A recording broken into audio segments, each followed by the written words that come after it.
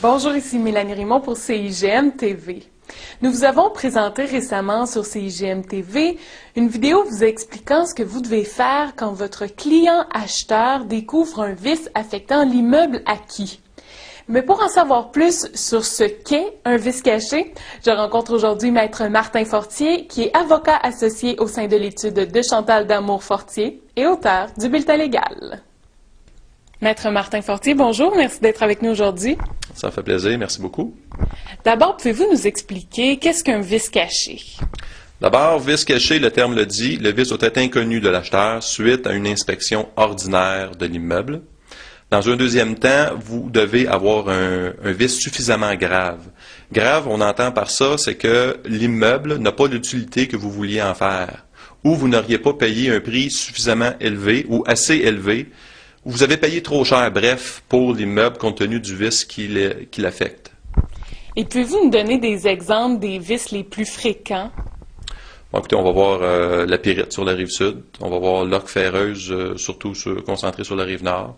Il peut y avoir des problèmes de moisissure qui sont cachés de l'acheteur. Il peut y avoir des problèmes suite à un feu qui n'a pas été divulgué à l'acheteur et qui a été mal réparé.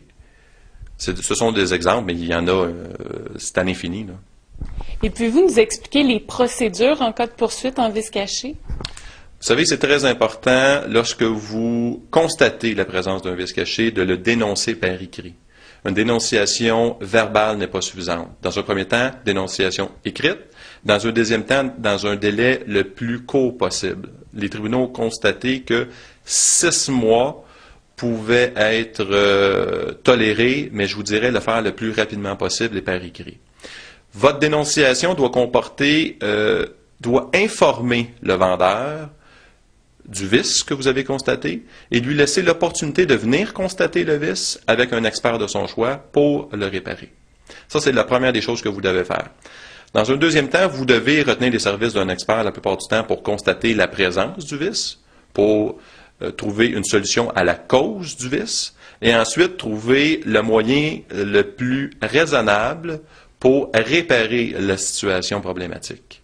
Donc, une fois que vous avez ça, vous allez prendre, puis dépendamment de la réaction du vendeur à la réception de votre dénonciation, vous allez prendre un recours en diminution de prix de vente ou en résolution de la vente. On va aller en résolution lorsque le vice est tellement grave que l'immeuble, dans le fond, n'a plus l'utilité que vous vouliez en faire. Si c'est un vice qui est, par exemple, vous avez un vice dont la valeur à corriger est de 30 000 puis l'immeuble, vous l'avez payé 500 000 alors on ne prendra pas une résolution de la vente pour ça. Et généralement, le vendeur que vous avez poursuivi, lui, a le même recours contre son vendeur. Mais n'oubliez pas que le vice doit exister au moment de la vente. Si le vice était inexistant au moment de la vente, bien, vous n'avez pas de recours contre le vendeur. Maître Martin Fortier, merci beaucoup pour ces explications. Ça m'a fait plaisir, merci. Pour plus d'informations sur le sujet, je vous invite à consulter le dernier bulletin légal qui est disponible dans la section Publications de l'extranet réservée aux membres de la Chambre. Ici Mélanie Raymond pour CIGN TV.